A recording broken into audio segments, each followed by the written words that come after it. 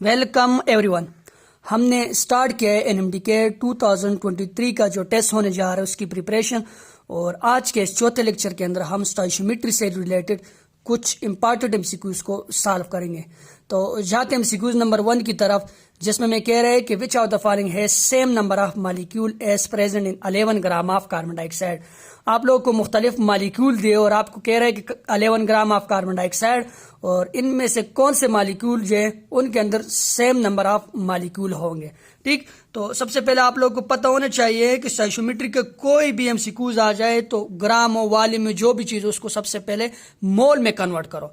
तो 11 ग्राम और carbon dioxide का जो मोलर मास होता है दैट इज 44 ग्राम। तो 11 ग्राम उसका चौथा हिस्सा है। मतलब क्या हुआ कि ये जो 11 ग्राम ऑफ कार्बन डाइऑक्साइड है इसका मतलब ये है कि 0.25 मोल है। 0.25 मोल का मतलब है 11 ग्राम। अब इनमें से कोई ऐसा मॉलिक्यूल हम देंगे जिसके मोल 0.25 होंगे। तो सबसे पहले आप लोगों ने दो बातें नोट करनी है कि इनमें से सारे जो हमें नीचे गिवन है ये सारे मॉलिक्यूल नहीं है। इसमें से मॉलिक्यूल के अलावा कोई और चीज जो सबसे पहले उसको निग्लेक्ट कर लो। अब 4 ग्राम ऑफ ऑक्सीजन, यहां पर ये जो ऑक्सीजन है ये तो एटम है, ये तो मॉलिक्यूल है ही नहीं। तो सबसे पहले ये वाला ऑप्शन नहीं होगा। यहां पर जब हम फिर लिखेंगे number of atom is equal two moles into Avogadro number, तो एटम है, यहां पर मॉलिक्यूल नहीं है।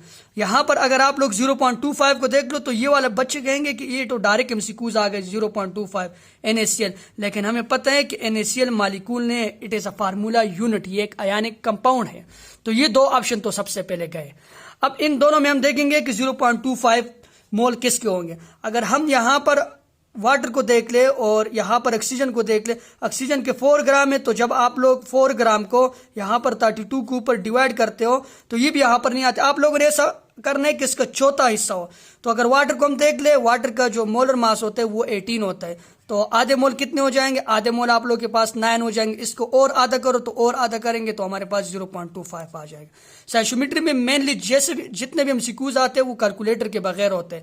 4.5 ग्राम का मतलब क्या है? 0.25। अब ये भी 0.25 है और ये भी 0.25 है। तो आप लोग अपना जो करेक्ट आंसर है उसकी तरफ पहुंच गए कि 11 ग्राम ऑफ कार्बन डाइऑक्साइड और 4.5 ग्राम ऑफ वाटर के अंदर सेम नंबर ऑफ मॉलिक्यूल होते हैं। तो that is correct option, option number b. अब जाते हैं एमसीक्यूज नंबर 2 की तरफ। अब ये हमें ये कह रहे हैं कि number of atom are present in Avogadro number.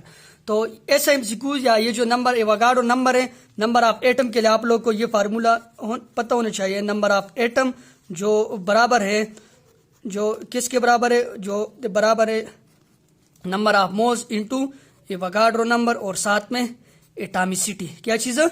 Number of atom in a molecule, उसको हम बोलते हैं एटॉमिसिटी। इसके साथ आप लोग मल्टीप्लाई करोगे तो आप लोग का आंसर आ जाए। अब ये कह रहे हैं कि नंबर ऑफ एटम बराबर होने चाहिए, नंबर ऑफ एटम बराबर होने चाहिए किसके? एवोगाड्रो नंबर के। ये मोल और इन चीजों को साथ में हम निग्लेक्ट कर लेंगे। तो ऐसे एमसीक्यूज को सॉल्व करने के लिए अगर आप लोग यहाँ पर ये जो अमोनिया है या सॉरी हीलियम है, हीलियम के केस में अगर आप लोग देखो तो ये आंसर क्या आ जाएगा? हीलियम के केस में नंबर ऑफ मोल्स आप लोग के पास है number of mole mass divided by molar मास। तो मास 2 और मोलर मास 4 है इनटू साथ में आप लोग के पास क्या हो जाएगा? एवोगाड्रो नंबर और साथ में एटॉमिसिटी क्या है? 1 एटम है। तो इसका आंसर ये 0.5 एवोगाड्रो नंबर आ जा रहे हैं। एवोगाड्रो नंबर के आधे आ रहे हैं। अगर आप लोग यहाँ पर अमोनिया को देख लो तो 17 को 17 के ऊपर डिवाइड करो, मल्टीप्लाई बाय 4 करो, ये 4 एवोगाड्रो नंबर आ जाएंगे। सिमिलरली ये 2 एवोगाड्रो नंबर आ जाएंगे। लेकिन पहले वाले की तरफ जब हम जाते 3.2 ग्राम ऑफ मीथेन है। 3.2 ग्राम ऑफ मीथेन को आप लोग कैसे सॉल्व करोगे? Number of moles is equal to mass divided by molar mass. Methane का मोलर मास कितने? 16 है into Avogadro number, Avogadro number n है। एटॉमिसिटी मीथेन CH4 है तो इसके अंदर कितने एटम है? 5 एटम है। तो जब आप लोग इसको सॉल्व करते हो, इसको ऊपर डिवाइड करके आप लोग पॉइंट लगा लेते हो तो यहाँ पर ये पॉइंट ऐसा हो जाएगा, मतलब यहाँ पर 0.2। अब 0.2 को जब आप लोग 5 के साथ मल्टीप्लाई करते हो तो आंसर क्या आ जाता है? आंसर 1 आ जाता है। Avogadro number multiply by 1, answer will be Avogadro number.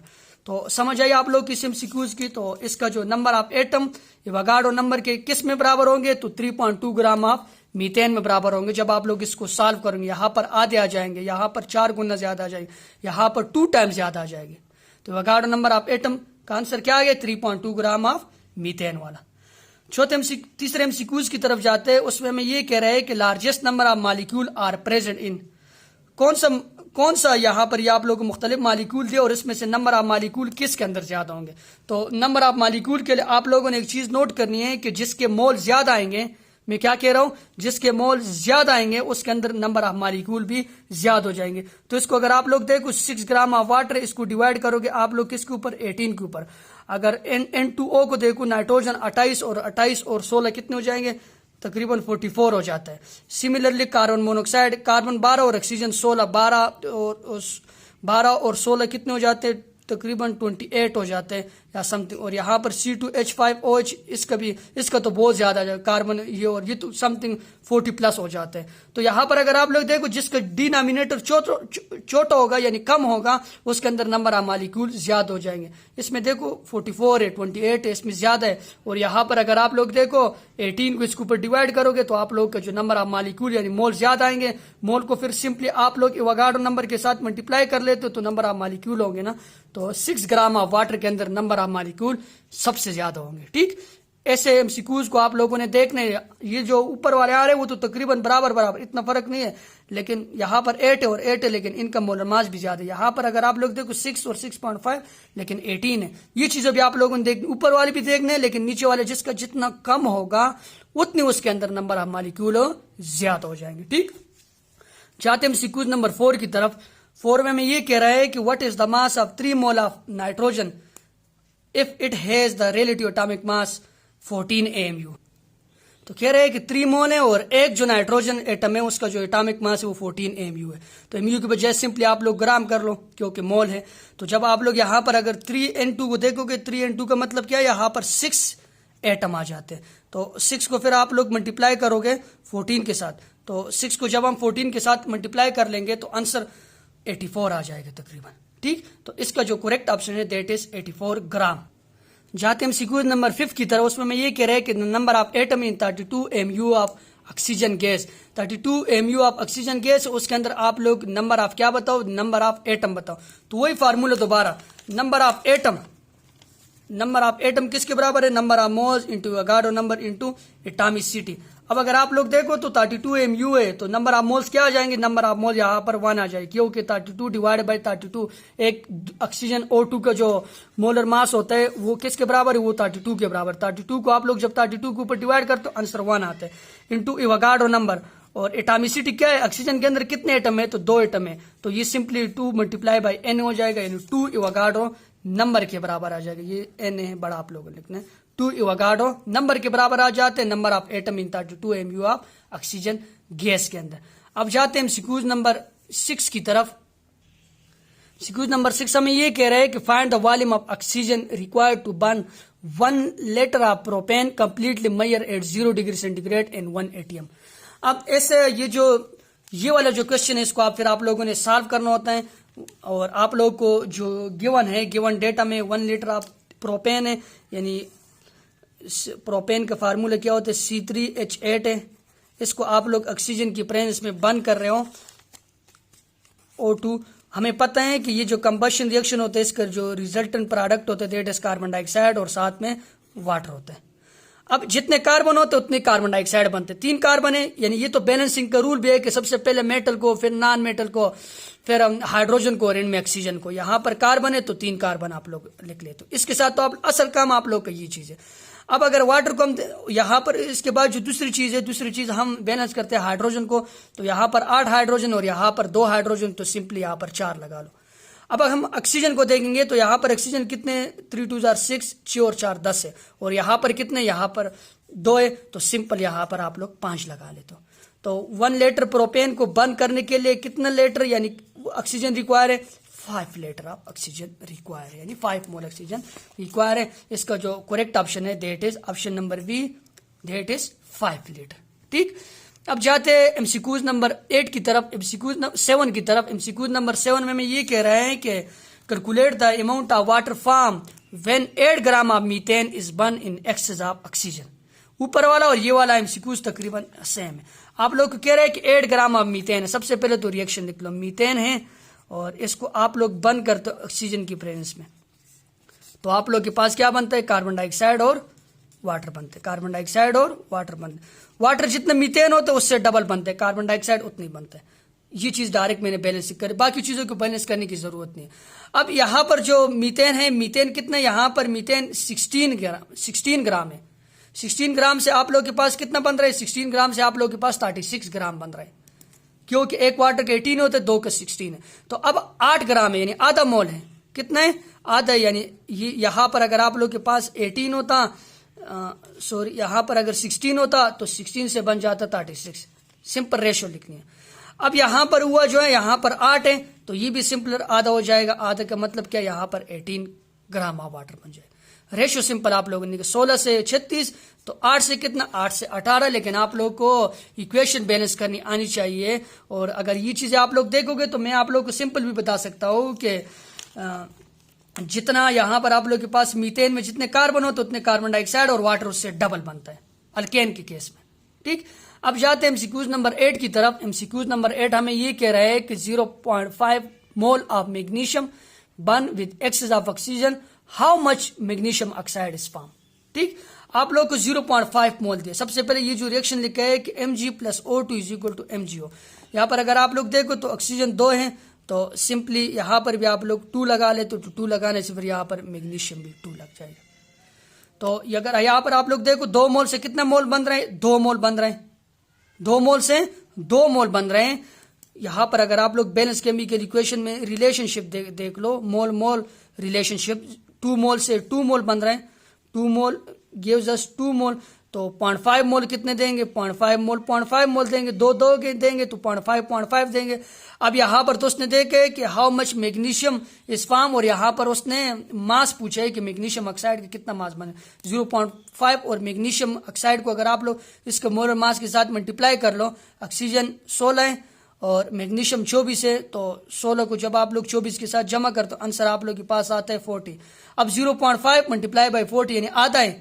0.5 40 यानी 0.5 को जब 40 के साथ मल्टीप्लाई करते तो उसका आधा है, तो 0.5 मल्टीप्लाई बाई 40 आंसर क्या आ जाता है, 20 ग्राम। तो 0.5 मोल मैग्नीशियम से 20 ग्राम ऑफ मैग्नीशियम ऑक्साइड बनते हैं। ठीक, इसका जो करेक्ट ऑप्शन है that is option number b, 20 gram. जाते हम सिक्यूज नंबर 9 की तरफ। उसमें मैं कह रहे हैं कि molecular weight of a gas is 45।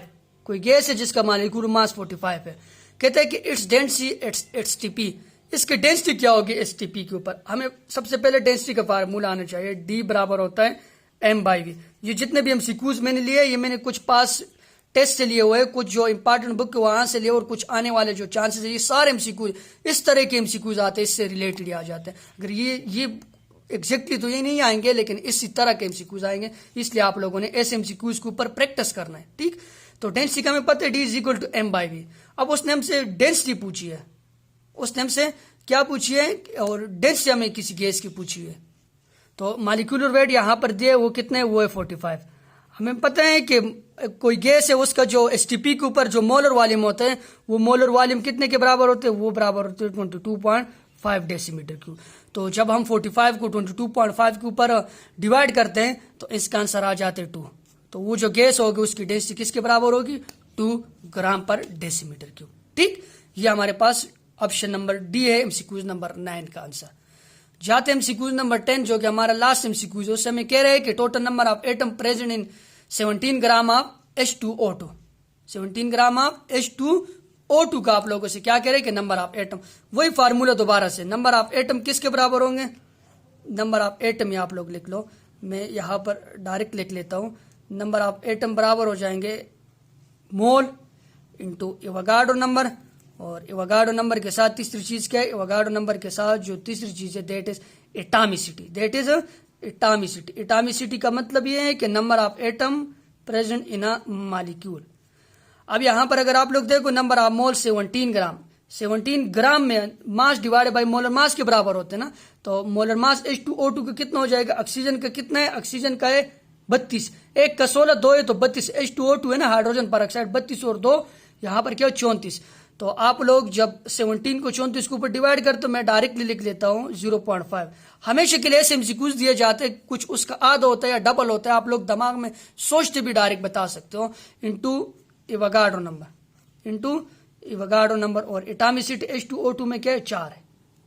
तो 4 को जब आप लोग इसके साथ डिवाइड करते तो आंसर 2 आता है, तो 2 एवोगाड्रो नंबर।